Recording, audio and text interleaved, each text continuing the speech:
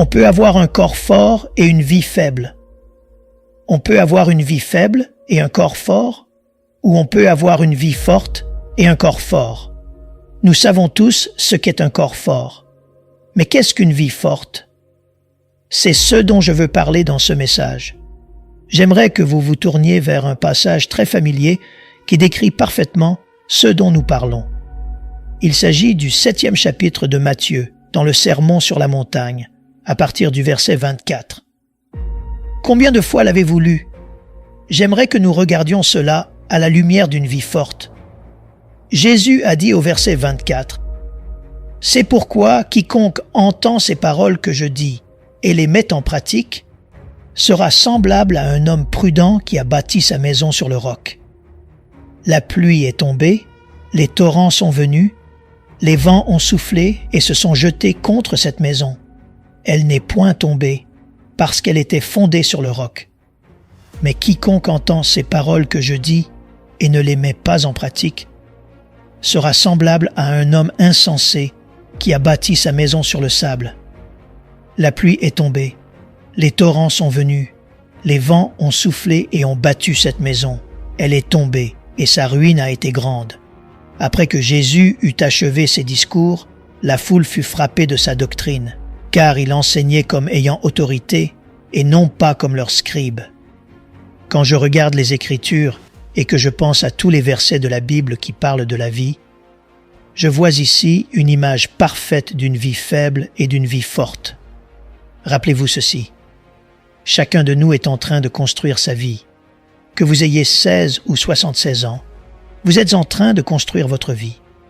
Ce que nous sommes à l'intérieur fait toute la différence du monde. Je pense que beaucoup de gens peuvent au premier abord vous tromper par leur style de vie.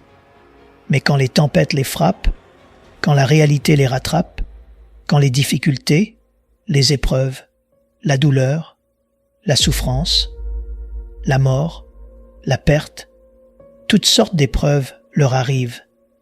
Ceux qui ont construit leur vie sur les bonnes fondations ont une vie forte. Ceux qui ont l'air de pouvoir faire la même chose n'ont pas les mêmes résultats quand ces tempêtes arrivent. On ne peut ni voir ni dire à quel point une personne est forte ou faible. Que leur arrive-t-il lorsque les tempêtes de la vie surviennent? Nous en subissons toutes les conséquences. Toutes sortes de difficultés, d'épreuves, de douleurs, de pertes et de deuils nous atteignent tous. La question est de savoir comment nous réagissons. En Palestine, à titre d'illustration, il y a eu des tempêtes torrentielles. Et donc, ces ravins, que nous appelons des rigoles, se sont remplis d'eau et, en peu de temps, ils ont eu une inondation torrentielle. Tout ce qui était faible s'écroulait. Il en va de même dans notre vie. Lorsque des difficultés, des épreuves, des douleurs, des souffrances et des déceptions se présentent à nous, si notre vie est forte, nous pourrons les supporter. Si elle ne l'est pas, nous ne le pourrons pas. C'est ce qui pousse certains, notamment à l'alcool, à la drogue, à l'immoralité, etc. Ils paraissent forts jusqu'à ce que les tempêtes de la vie arrivent. Ils doivent alors trouver quelque chose qui, pensent-ils, les satisfera, les fortifiera, les aidera ou les encouragera. Il n'y a qu'une seule chose qui le fasse. Ce dont il est question dans ce message et dans ce passage de l'Écriture, lorsque Jésus parle ici, est de deux vies. Une vie faible et une vie forte. Si quelqu'un jetait un regard sur votre vie, en essayant de déterminer ce qui est vrai pour vous, que verrait-il? Avez-vous une vie forte ou une vie faible? Que penserait-il? En vous regardant, on dira peut-être que vous avez une vie forte. Que dirions-nous lorsque surviennent ces difficultés, ces épreuves et ces tribulations? Comment réagissez-vous à ce moment-là? C'est de cette manière que nous jugeons si notre vie est forte ou faible. Ce que je veux faire dans ce message, c'est simplement décrire une vie forte. Nous savons ce qu'est une vie faible, mais qu'est-ce qu'une vie forte? Comment notre vie devient-elle forte? La question n'est pas de savoir si vous serez confronté à des épreuves et à des tempêtes elles viendront certainement. Elles révéleront qui nous sommes, comment nous sommes et sur quoi repose notre fondation. En tant que parents, vous devez y réfléchir. Soit vous construisez chez vos enfants des fondations solides qui leur permettront de faire face à toutes les situations de la vie qui se présenteront à eux. Soit vous négligez cette partie de votre discipline de vie pour eux, et ils se feront éjecter de la fondation, quelle que soit la fondation qu'ils avaient au départ.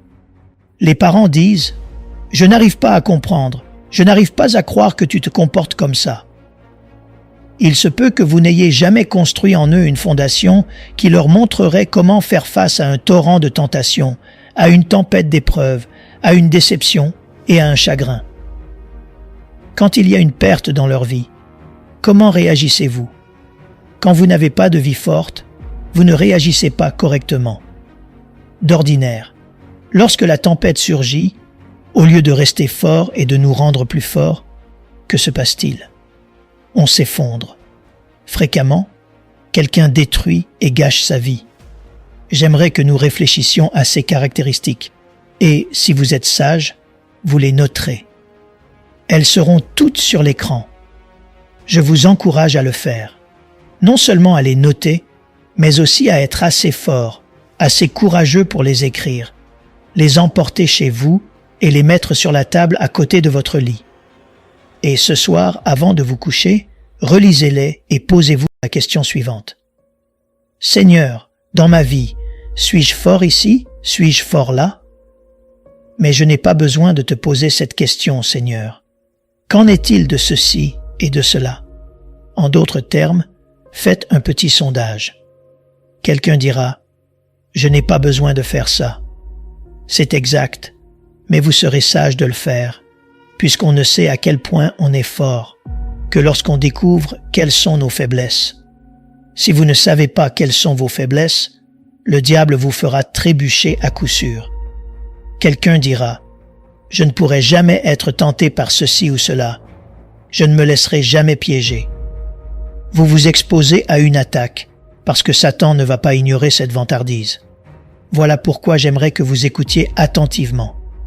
Je voudrais que vous réfléchissiez lorsque je mentionne chacun de ces éléments. Interrogez-vous. Où cela s'inscrit-il dans ma vie? Alors commençons. Le premier élément. Une vie forte a placé sa confiance en Jésus-Christ en tant que sauveur personnel. Une vie forte commence par une relation personnelle avec Jésus-Christ comme sauveur et Seigneur de sa vie. C'est la priorité. C'est la première chose à faire. On ne peut pas mettre cela ailleurs qu'en bas de l'échelle. C'est la base. Si vous avez mis votre confiance en Jésus, regardez en arrière dans votre vie et retrouvez à quel moment vous l'avez fait. Vous ne vous souvenez peut-être pas du jour, de la semaine, du mois, ou peut-être même de l'année, mais vous savez qu'à un moment donné, vous vous rappelez avoir donné votre vie à Christ et vous savez que vous êtes sauvé. C'est la base. La preuve que vous avez une vie forte. Ensuite, où êtes guidé par le Saint-Esprit? Une personne qui a une vie forte est guidée par le Saint-Esprit. Lorsque Jésus vous a sauvé, il a envoyé le Saint-Esprit dans votre vie pour habiter en vous. Pourquoi l'a-t-il envoyé? Pour la simple raison qu'il savait que vous et moi ne pouvions pas vivre convenablement sans lui. C'est pourquoi il a dit aux disciples, avant qu'ils ne se lancent dans la grande mission, qu'ils n'étaient pas encore prêts. Vous n'êtes pas prêts tant que le Saint-Esprit ne vous a pas rendu capable de faire ce que je vous ai appelé à faire. Toute vie forte est une vie qui est habitée par le Saint-Esprit, qui est là dans le seul but de nous guider et nous diriger, ce qui est le dessein de Dieu. Nous ne pouvons pas regarder autour de nous, lire le journal ou regarder la télévision pour savoir comment prendre des décisions. Nous découvrons comment prendre des décisions en nous adressant à Dieu et en lui posant des questions. Et le Saint-Esprit qui vit en chaque croyant nous guidera. Il nous aidera. Il nous montrera les chemins à suivre et les décisions à prendre dans la vie. Il nous montrera quelles sont les décisions les plus sages. Une personne sage écoutera les conseils du Saint-Esprit dans sa vie. Vous savez, Dieu parle clairement. Pas de façon audible, mais très clairement. est souvent plus fort que de façon audible, pour la raison qu'il laissera une empreinte dans votre cœur, votre vie, votre esprit, votre attention sur un domaine particulier. Un domaine de la vie auquel vous êtes confronté. Il essaie de vous dire quelque chose. Une vie forte écoute la présence du Saint-Esprit. Deuxième élément, une vie forte a cette priorité dans sa vie, celle de passer du temps seul dans la prière avec Dieu. Voilà le point de connexion que nous avons avec Dieu. Vous pouvez regarder tout autour de vous. Vous pouvez lire ceci, cela et ainsi de suite. Mais votre point de connexion avec lui est le temps que vous passez avec lui dans la prière. Les gens disent « Je suis trop occupé pour prier ». Non. C'est une question d'alignement de ce qui est important dans votre vie. La chose la plus importante dans votre vie est votre connexion avec le Dieu Tout-Puissant. C'est à lui que vous parlez. C'est à lui que vous faites part de vos besoins. Une personne forte a une vie de prière forte. Je n'ai jamais rencontré de personne forte qui n'ait pas de vie de prière intense. On peut s'en sortir en priant un peu ici et là. Cela ne vous rend pas fort. Une vie forte, c'est une communication avec Dieu. Vous savez comment lui parler, comment l'écouter, comment lui faire part de vos besoins, de vos blessures, de vos joies, de votre paix et de tout ce qui vous entoure. C'est la priorité absolue de votre vie. En fait, enseignez-le à vos enfants dès leur plus jeune âge. Si vous ne le leur enseignez pas d'abord en donnant l'exemple, en priant avec eux, vous les lésez. Vous leur faites du mal d'une manière que vous ne soupçonnerez jamais. Ils grandiront en pensant qu'ils doivent se débrouiller tout seuls, qu'ils doivent dépendre de vous pour tout. Non, ils devraient grandir en croyant dans leur cœur que le Dieu Tout-Puissant est leur Dieu. Ils savent ce qu'est la prière. Ils savent qui est Dieu. Apprenez-leur à passer du temps à prier avec Dieu chaque jour. Aucun de nous n'est trop occupé pour prier. Si vous dites à Dieu que vous êtes trop occupé pour prier, voici ce qu'il peut faire. Il peut vous envoyer à l'hôpital pendant 2 semaines, à plat ventre, et vous aurez alors le temps de prier. Quelquefois, c'est nous qui provoquons les choses. Seigneur, je le ferai si j'avais le temps. Il vous donnera du temps. La vérité, c'est que vous avez du temps. Et le temps que vous avez est le temps qu'il vous a donné. Il s'agit de choisir comment vous utilisez votre temps. Il ne s'agit pas de le dépenser. Vous ne pouvez pas investir votre temps d'une manière qui soit plus forte, qui vous rende plus fort, que de prier et de lui parler chaque jour. Ce n'est pas une simple habitude, c'est une discipline quotidienne dans votre vie. Il est le premier au-dessus de tout. C'est très important pour une vie forte. Troisième élément, une vie forte est construite sur les enseignements de la parole de Dieu. Il faut écouter et appliquer ces enseignements. C'est une chose de l'entendre, mais l'appliquer en est une autre. Lorsque vous venez le dimanche matin et que vous prenez des notes, par exemple, qu'en faites-vous? C'est une question d'application. Je pense au nombre de personnes qui vont à l'église semaine après semaine, mois après mois, année après année, et qui n'ont jamais de Bible, qui ne prennent jamais de notes, qui ne peuvent pas vous dire ce que le pasteur a dit, et qui, des années plus tard, ne peuvent plus rien vous dire. Pourquoi? Ils ont entendu, mais n'ont pas appliqué. Nous devons l'appliquer. Pensez à tous les sons que vous entendez chaque jour, la radio, la circulation, les gens qui parlent, quels qu'ils soient. Le son de la parole de Dieu, le son de la voix de Dieu est le son le plus important. Et vous et moi ne pouvons rien faire de plus important que de nous nourrir de la parole de Dieu. C'est ainsi que vous me montrez une vie forte. Tous ceux qui ont bravé des difficultés et des épreuves ont des passages bibliques, des versets que Dieu a placés sur leur cœur pour les aider à faire face aux périodes difficiles.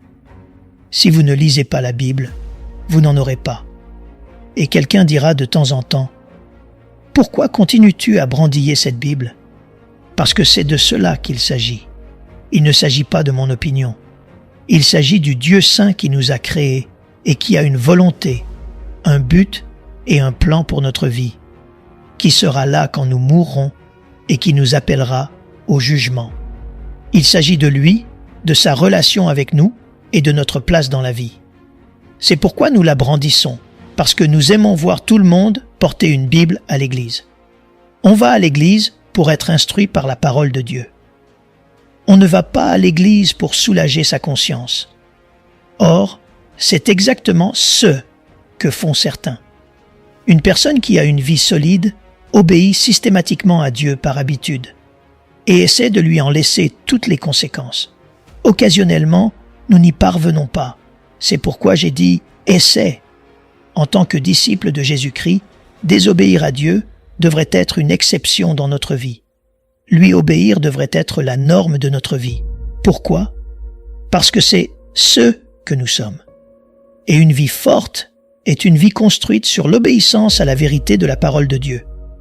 Quatrième élément, l'un des aspects d'une vie forte est que nous considérons le Seigneur Jésus-Christ comme la force de notre vie. Réfléchissez un instant. Paul a dit « Je puis tout par Christ qui me fortifie ». Philippiens 4, verset 13. En prison, battu, enchaîné, enfermé, et j'en passe. Ces fondations étaient si solides que, quoi qu'ils fassent, ils ne l'ont jamais découragé. Ils ne l'ont jamais poussé à abandonner. Ils ont fait de leur mieux pour l'arrêter, qu'il s'agisse de tentatives, d'assassinat ou du reste. Pourquoi? Parce qu'il était fort. Il était fort dans la parole de Dieu. Il était fort dans sa relation avec Dieu. Il était fort dans son obéissance à Dieu. Et il savait dans son cœur que la force de sa vie n'était pas dans son corps, mais dans sa relation avec Christ. C'est là que réside notre force, dans la relation. Et toutes ces autres choses font partie de cette relation. Interrogez-vous, quelle est la force de ma vie? Quelle est l'ampleur de ma vie? Vous vous levez le matin, vous dites « Je vais faire ceci, cela et autre chose ». Combien de fois vous levez-vous en disant « Père, je veux te remercier, tu es ma force aujourd'hui ». Si vous avez un travail très difficile, dites-lui « Seigneur, j'ai besoin de ta force aujourd'hui pour accomplir ce travail. Je ne sais même pas comment je vais pouvoir faire ce que je dois faire. Tu es ma force. » Ce que vous avez fait, c'est inviter le Seigneur Dieu dans votre vie, pour ainsi dire, par l'intermédiaire de son Saint-Esprit, afin qu'il vous rende capable, qu'il vous fortifie et qu'il vous encourage. Et il ne vous autorisera pas à baisser les bras, parce qu'avec lui, vous pouvez accomplir tout ce que Dieu vous a demandé d'accomplir. Cinquième élément, il faut vivre une vie disciplinée. Une vie disciplinée fait partie d'une vie forte. En effet, quand une personne est disciplinée, elle ne le sera pas dans un seul domaine. Quand on mène une vie disciplinée, on fait attention à ce qu'on mange. On fait attention à l'exercice qu'on fait. On fait attention à la façon dont on passe son temps. On fait attention à la façon dont on dépense son argent.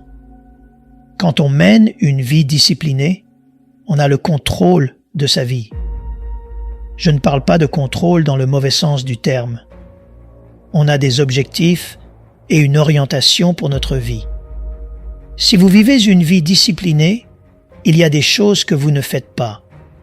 Lorsque vous décidez de vivre une vie pieuse, que vous prenez cette décision dans votre vie, vous vous tiendrez ici, semaine après semaine après semaine, après avoir chanté ce chant, « Entre tes mains, j'abandonne tout ce que j'appelle mien ».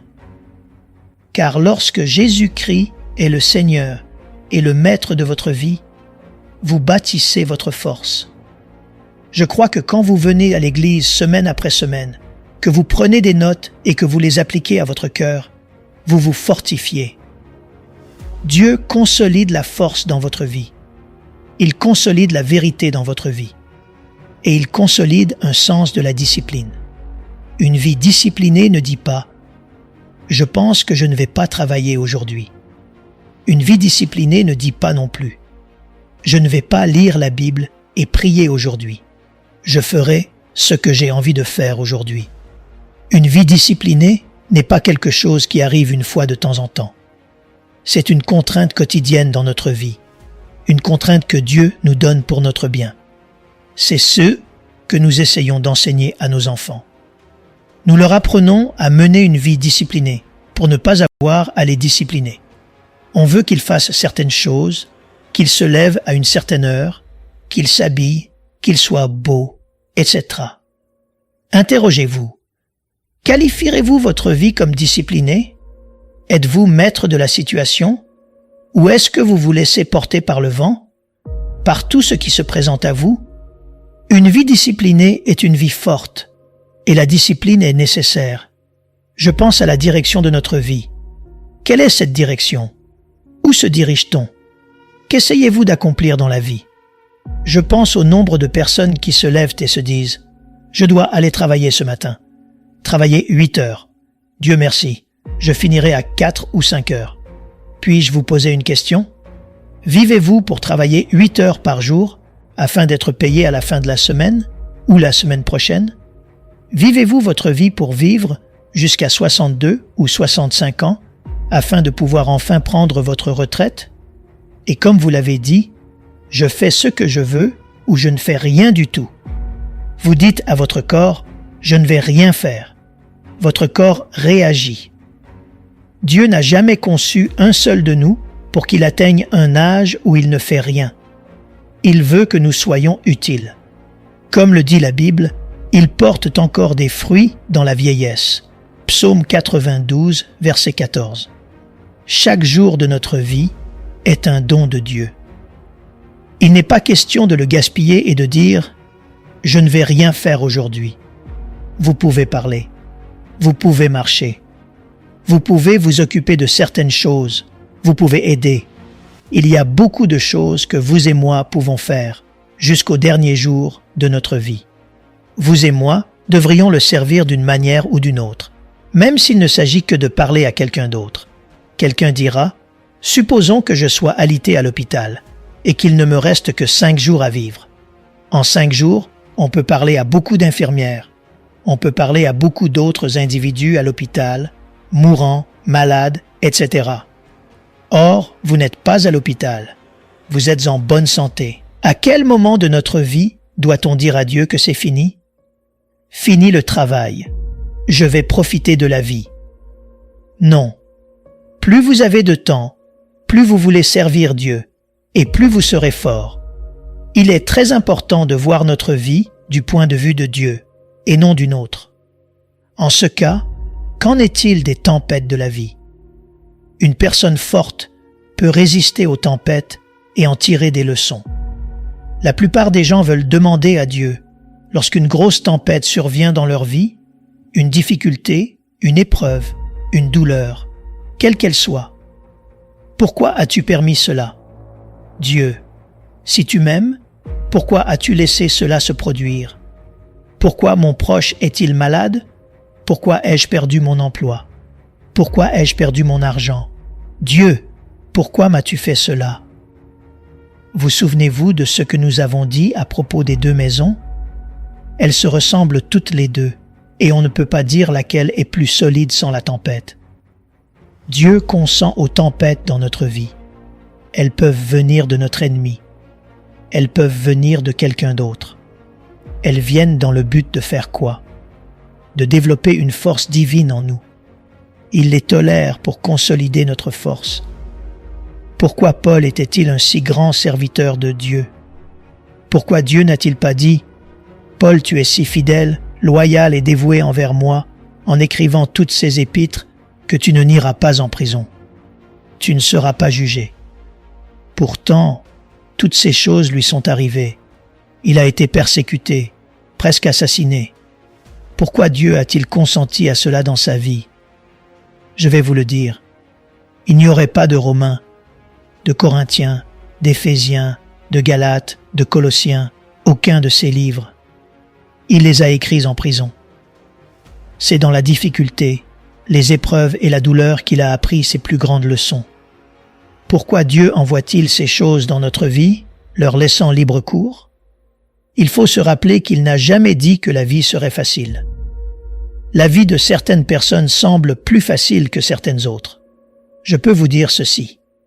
Je ne changerai pas pour un royaume une douleur, un chagrin, une épreuve, une tribulation, une blessure, une déception, des larmes.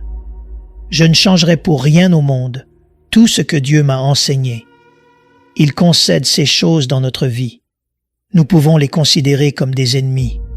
Il peut s'agir de notre ennemi.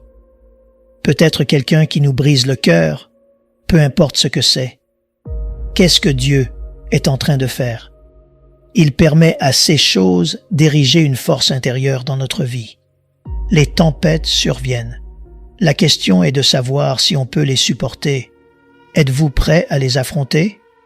Si vous n'avez pas de bonne fondation, si vous n'avez pas de vie forte, vous ne réagirez pas de la bonne manière. Vous capitulerez ou serez tenté par une autre solution, qu'il s'agisse d'une drogue, d'une forme d'immoralité ou d'une boisson, quelle qu'elle soit, pour vous joindre à quelque chose qui fera disparaître la douleur. Le but de Dieu n'est pas de faire disparaître la douleur. Il veut que vous ayez la force de devenir une personne pieuse, afin que vous accomplissiez le dessein qu'il a pour votre vie. Vous dites, « Je ne sais pas quel est son but. » Il est tout à fait disposé à vous le montrer. Il est plus que disposé à le faire. Quelqu'un dira, « J'ai 60 ans. Quel est le but de Dieu dans ma vie? » Je vais vous dire deux choses. Vous le demandez un peu tard, mais il a toujours un but pour votre vie. Il vous emmènera partout.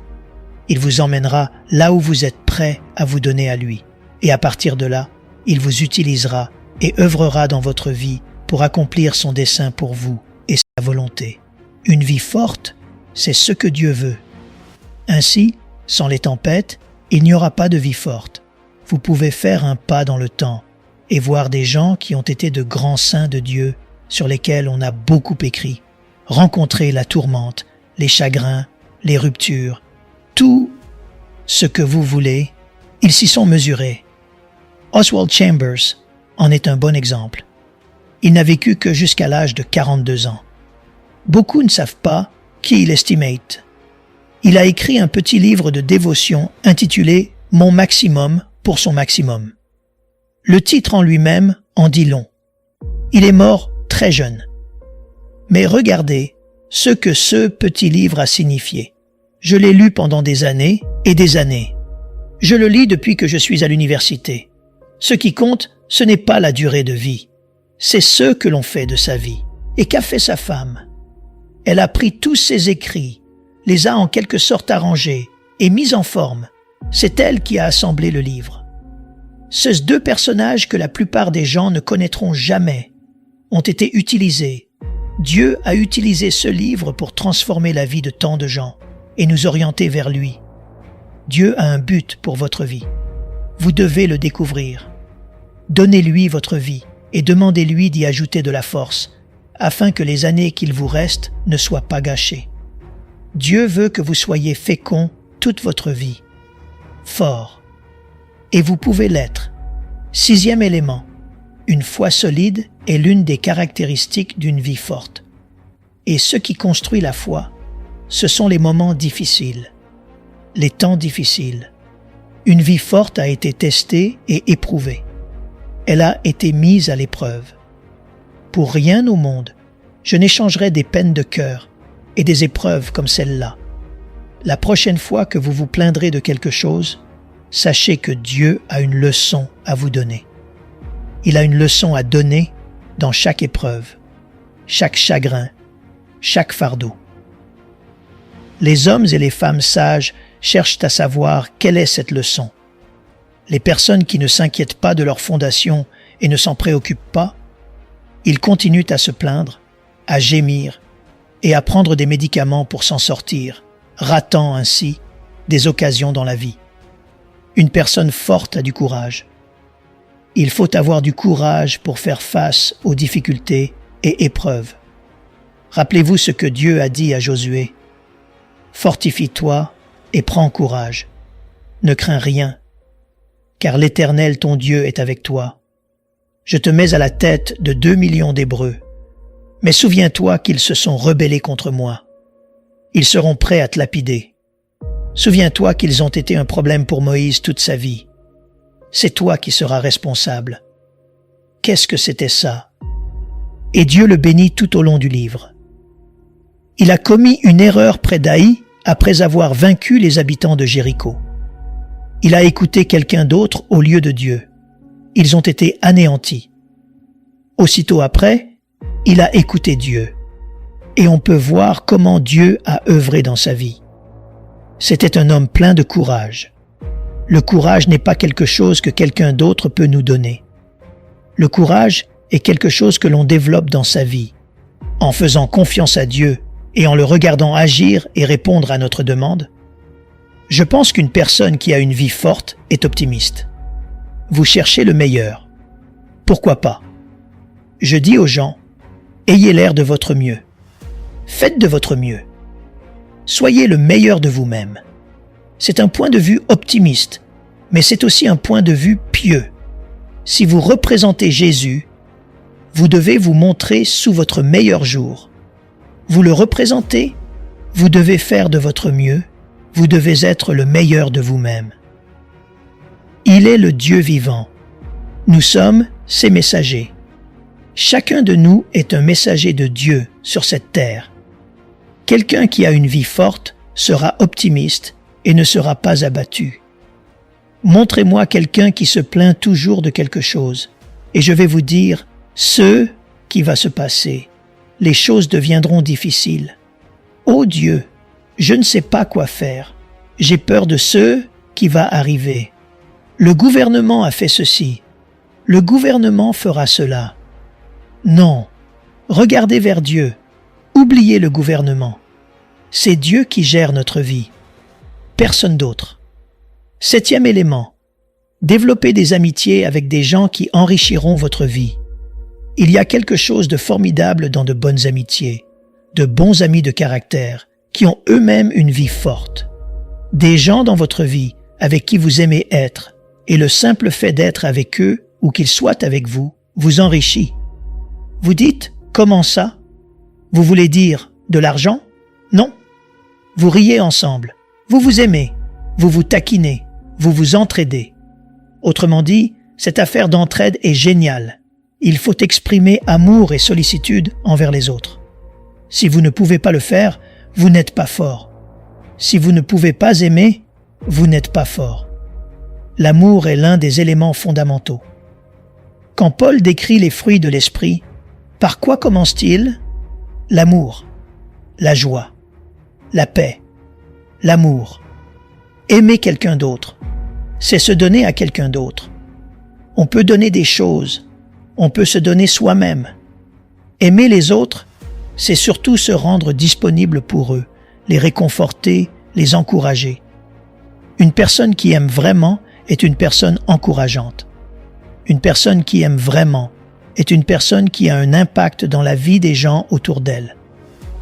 Je vous interroge. Les gens qui vous connaissent, pensent-ils de vous que vous êtes une personne qui aime ou une personne qui se plaint tout le temps? Combien aiment être entourés de personnes qui se plaignent de tout? Aucun de nous. Peu importe ce qui se passe, il trouve quelque chose dont se plaindre. Les personnes pieuses, fortes, trouvent quelque chose de bon. Aimer est très important. Une personne qui a une vie forte aime. Elle aime, elle vit et sert Dieu avec ses dons spirituels. Or, un don spirituel est un don de service, un don d'exhortation. Il y a 7 dons majeurs dans l'Épître aux Romains. Lors du premier culte, je vous ai demandé combien parmi vous savaient quel était leur don spirituel. Certains le connaissaient, d'autres non. C'est une joie d'apprendre quel est son don. Lorsque nous commençons à utiliser notre don, bien des choses qui nous faisaient souffrir à l'époque ne vous font plus souffrir aujourd'hui. Lorsqu'une personne apprend à connaître son don spirituel, elle devient forte. On travaille à partir d'une ressource totalement différente. Un don spirituel est un don de Dieu qui nous a permis, dans un domaine particulier de notre vie, d'obtenir des résultats exceptionnels. Ainsi, lorsque nous essayons de faire quelque chose sans avoir de don pour cela, c'est difficile. Je dis simplement que lorsque nous avons ce don, nous ressentons une force intérieure. Nous en avons tous un ou plusieurs. Cette force intérieure fait quelque chose pour nous de l'intérieur. Et nous serons capables de faire mieux dans tout ce que nous faisons. 8e élément, la capacité à pardonner. Une personne forte est prompte à pardonner. Vous voulez vous freiner? Gardez de la rancune, ne pardonnez pas. Vous dites, qu'est-ce que cela a à voir avec une vie forte? Je vais vous le dire. Un esprit qui ne pardonne pas, au bout du compte, affectera son corps physique. Si vous avez un esprit impitoyable, si vous êtes rancunier et si vous avez un sentiment de haine, ces attitudes affecteront votre personne. Tout ce qui affecte vos émotions affecte votre corps, car vous ne pouvez pas séparer les émotions du corps physique. Tout va de pair. Il ne s'agit pas que d'une question spirituelle. C'est une chose spirituelle d'agir de cette façon, mais cela devient, par la suite, quelque chose de physique. Ce que vous pensez et ce que vous ressentez font toute la différence du monde. Une personne forte fait attention à ses relations avec les autres. Vous êtes prompte à pardonner. Voici ma question. Quel avantage y a-t-il dans la vie d'un individu à garder rancune, à ne pas pardonner, à accumuler de la haine dans sa vie et de l'animosité? Quel avantage cela représente-t-il pour vous? Aucun. Quels inconvénients cela représente-t-il pour vous? Tout un attirail. Cela gâche votre relation avec Dieu. Tu veux dire que si ma relation avec quelqu'un d'autre n'est pas bonne, ma relation avec Dieu ne l'est pas non plus? Tout à fait exact. Voici ce qui se passe. Lorsque vous gardez ces attitudes en vous, cela n'entrave pas seulement votre relation avec le Seigneur, mais aussi tous les aspects de votre marche avec lui, et cela finit par affecter votre corps. Les gens qui ont cette attitude, au bout d'un certain temps, savez-vous où cela se voit en premier? Sur le visage. Observez-les. C'est là que ça se voit. C'est déjà à l'œuvre à l'intérieur. Dieu veut que nous soyons pieux et que nous marchions devant lui d'une manière sainte. Il nous a créés ainsi. Cela ne fait aucune différence si 1 million de personnes vous disent que ce n'est pas bien. Laissez-les le dire. La vérité, c'est que c'est ce que la parole de Dieu enseigne. Nous avons un Dieu qui est saint, aimant et qui pardonne. Et vous direz, je me souviens du moment dans ma vie où j'ai réglé cette question une fois pour toutes et où j'ai su comment m'y prendre.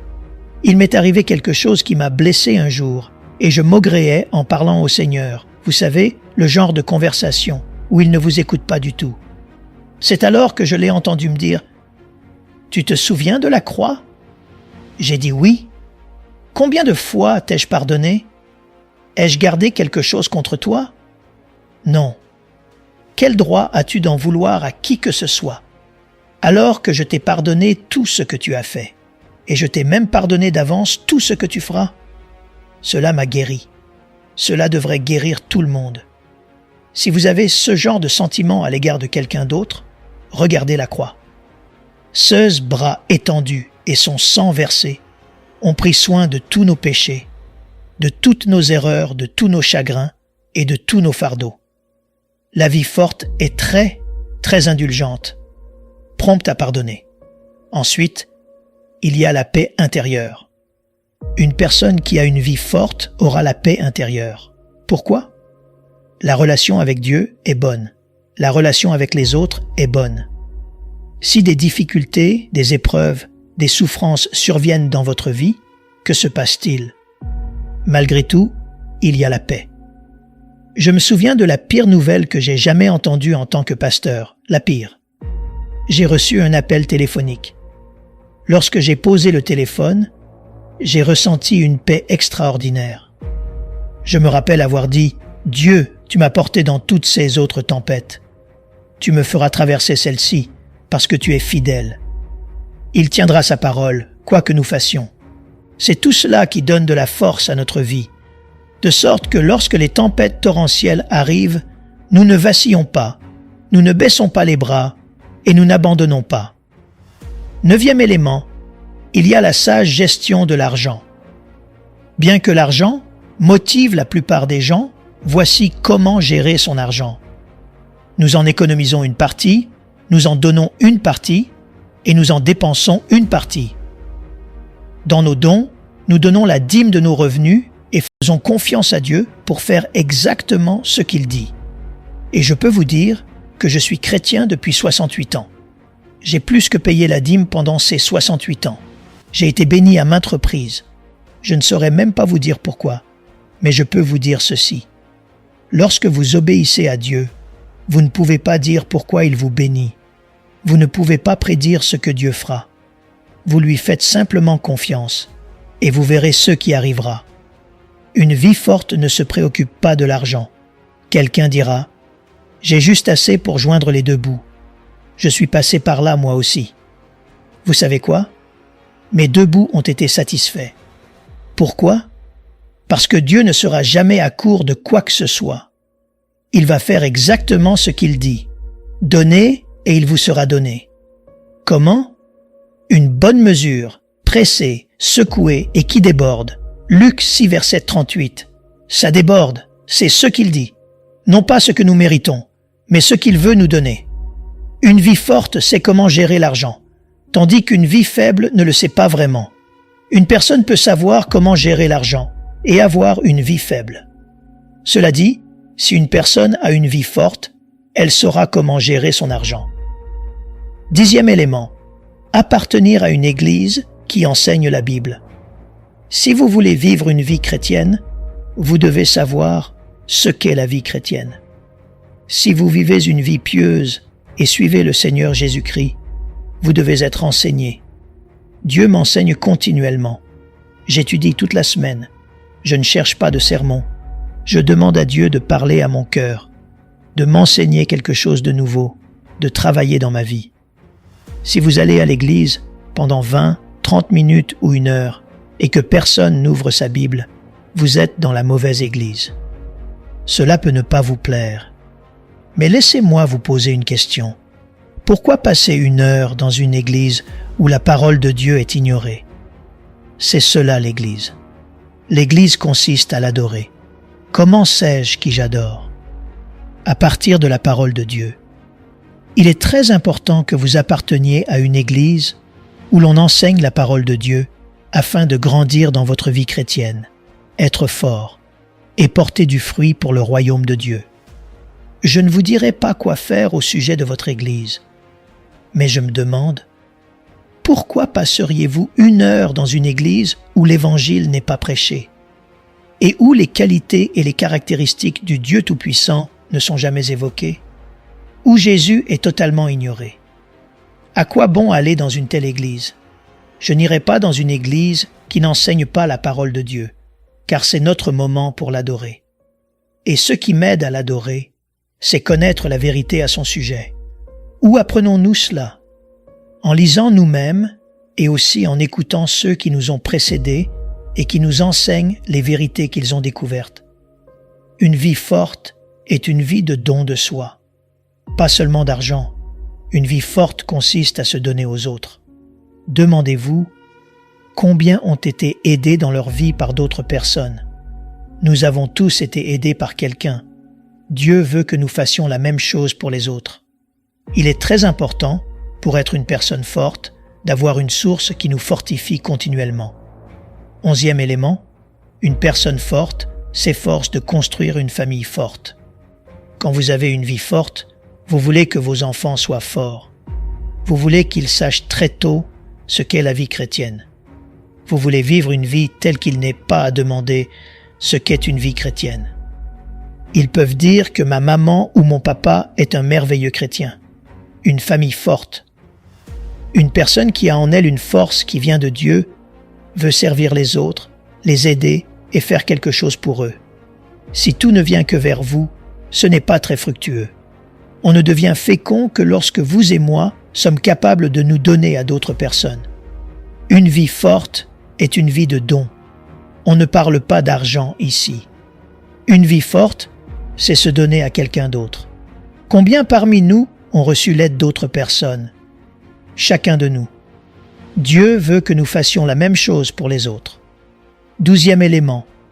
Il faut être orienté vers un but. Il faut avoir des objectifs dans la vie.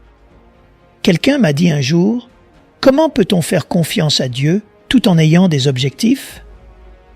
Eh bien, Jésus avait des objectifs. Il est dit, il fallait qu'il passât par la Samarie. Jean 4, verset 4. Il savait que l'objectif ultime était la croix. Dieu a des objectifs pour chacun de nous.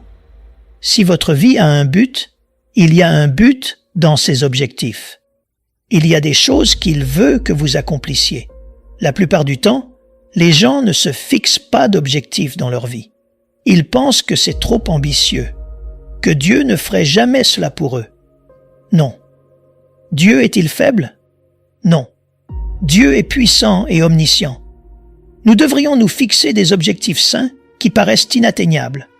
Mais avec l'obéissance, la foi, un esprit optimiste et en faisant confiance à Dieu en toutes choses, il vous aidera à les atteindre. Il faut ensuite avoir confiance. Avoir confiance ne signifie pas être arrogant ou orgueilleux. Cela signifie avoir l'assurance que, quoi que Dieu vous appelle à faire, vous pouvez le faire, ou qu'il vous appelle à aller, vous pouvez y aller. Je pense à tous ces missionnaires qui sont allés dans de nombreux pays du monde, qui ont sacrifié leur vie pour prêcher et enseigner, confiant que Dieu les avait envoyés. Ils ont pu surmonter les tempêtes, quoi qu'il arrive. Chacun de nous doit avoir confiance. Lorsque nous sortons le matin, que nous montons dans la voiture et que nous mettons la clé, nous sommes sûrs que le moteur s'allumera et que nous irons au travail. Lorsque vous roulez sur une voie rapide et que la plupart des gens autour de vous roulent à 150 km/h, vous avez une certaine assurance. Je ne sais pas trop sur quoi elle repose. L'assurance d'arriver au travail peut-être. Nous avons de l'assurance pour beaucoup de choses. Cela dit, nous avons moins confiance en Dieu qu'en des choses sur lesquelles nous n'avons aucun contrôle. Pourquoi ne seriez-vous pas une personne confiante? Pourquoi ne pas avoir d'assurance? Dieu est votre Père céleste. Jésus est votre Sauveur. Le Saint-Esprit est votre motivateur. Il est votre dynamiseur. Pourquoi ne devrions-nous pas être confiants? Une personne forte l'est. Je mentionnerai 2 dernières choses pour conclure. L'une est d'être fécond. Quand vous êtes une personne forte, vous êtes féconde. Votre vie est féconde. Quelqu'un dira, « Tu sais quoi? C'est le genre de personne que je veux être. C'est ce que je veux dans ma vie. » Je me souviens de 2 pasteurs que j'ai rencontrés il y a longtemps de cela. Je n'avais jamais entendu de prédication comme celle du premier pasteur. J'étais au Texas quand je l'ai entendu. Je me souviens d'avoir pensé, « Seigneur, je savais que quelqu'un pouvait prêcher comme ça, et ce soir, je l'ai entendu. » Cela m'a absolument transformé. Cela m'a donné de la confiance, de l'assurance et l'envie d'être intègre dans ma vie. L'autre homme, la première fois que je l'ai entendu, m'a vraiment remué, secoué. J'ai regardé l'Esprit de Dieu agir en lui. J'ai pensé, « Seigneur, merci, merci, merci. » J'ai entendu ce deuxième homme qui m'a motivé à donner le meilleur de moi-même, quoi qu'il arrive. Mes amis, étudiez la parole de Dieu. Soyez fidèles à la parole de Dieu. Dans la vie, on porte soit de bons fruits, soit de mauvais fruits. Quelqu'un dira, « Qui détermine cela? Personne d'autre que nous.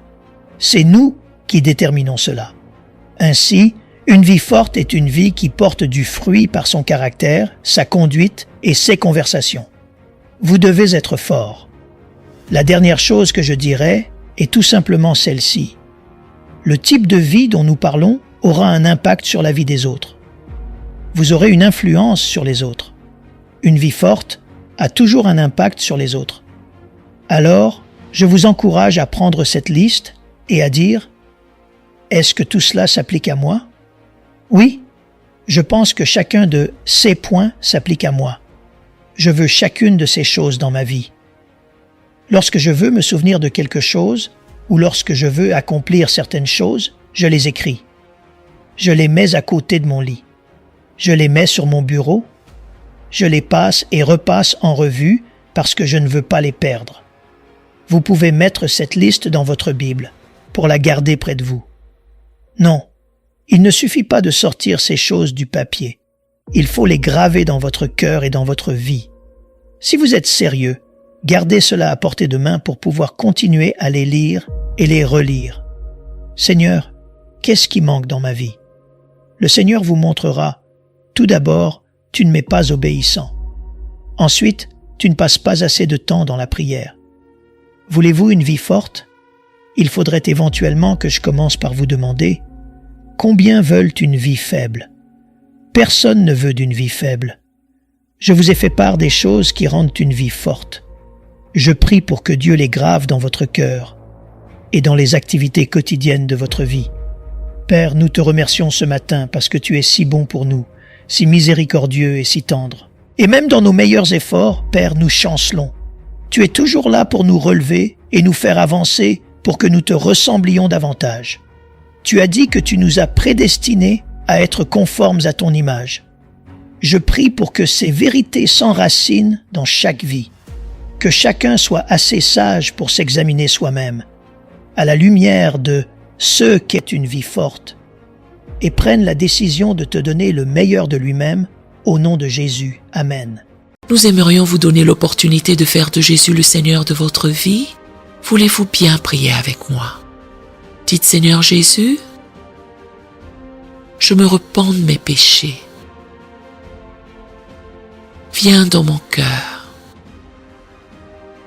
Je fais de toi mon Seigneur et Sauveur. Et merci Seigneur pour le baptême du Saint-Esprit en moi.